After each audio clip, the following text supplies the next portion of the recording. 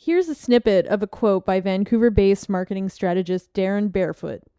It's not surprising that young people would want to migrate away from communications channels that also include their parents and grandparents.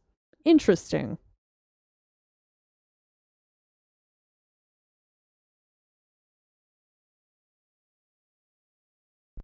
While Facebook is undoubtedly the world's most popular social network, it's becoming much less popular with teens and young adults.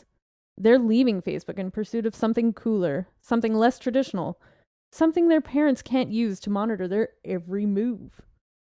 The young have always been the purveyors of cool. Thanks to social media, teens and 20 somethings today don't have to read magazines or watch MTV to tell them what the latest trends are, because they're the ones calling the shots. They're using social media to communicate to their friends what's cool.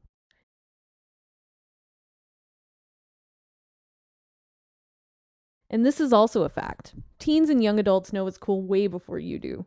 They were the first on Facebook back when the social network was meant exclusively for college students.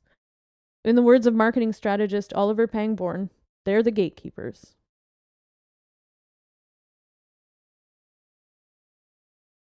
And I mean, with posts like these gems, can you blame them for wanting to leave Facebook? I found these on a website that collects funny parent posts, but chances are your own parents are online monitoring your every move and commenting just how nice your hair looks in your profile picture. No? Just me? I don't want to pit these two vital yet very different social networks against each other. So let's talk about them as two separate entities, which is exactly what they are. But I think talking about the two of them is pretty important in telling the story of what teens and young adults are dictating as the future of social media. Back in 2013, Facebook CEO Mark Zuckerberg famously tried to purchase Snapchat for $3 billion. But Snapchat rejected the offer and is now valued at $15 billion. Based on the amount of money Facebook was ready to fork over, it sounds like they know exactly where the younger users, the future of social media, are headed. Snapchat was founded by Evan Spiegel in 2011. Right now, it has 200 million users worldwide, and 71% of those users are 25 and under. And of those millions of users, they're sending 9,000 snaps every second.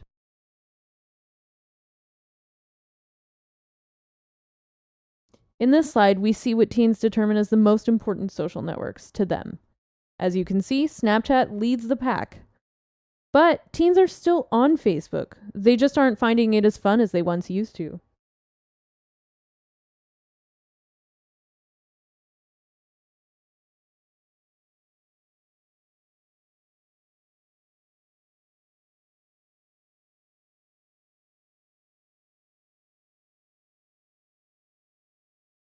Ethereal messaging is the new thing.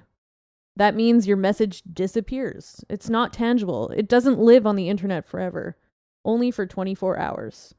That's why the Snapchat logo is a ghost.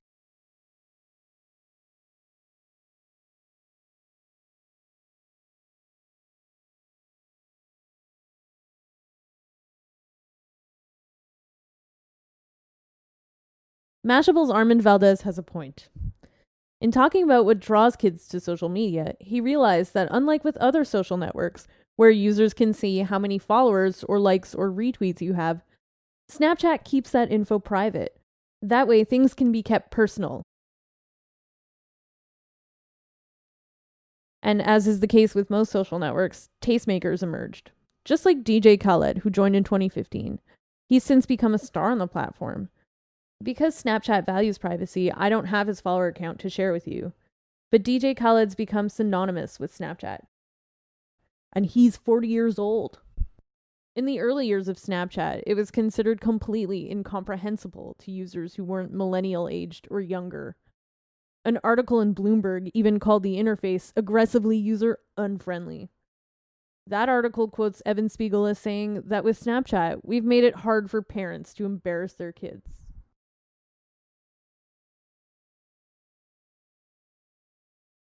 And as for Snapchat's interface, once you figured it out, it's pretty simple.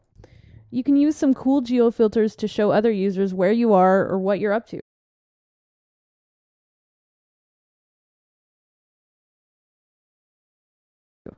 Part of what's drawing so many younger users to Snapchat is that it's an easy and effective way to tell a story. Snaps are shared sequentially. This makes a given event easier to follow. Plus, Snapchat allows users to make the storytelling process very visual. They say a picture's worth 1,000 words, so what's the weight of a snap? So with Snapchat getting so much attention, naturally brands are starting to trickle in. Slowly but surely, more brands and industries are figuring out how to harness this medium, just as they've done with other social networks. Here we compare different industries and how present they are on these two visual media, Instagram and Snapchat. Brands are always trying to target the trendsetters, and trendsetters are, more often than not, teenagers and 20-somethings. So guess what? More brands are coming to Snapchat. Here we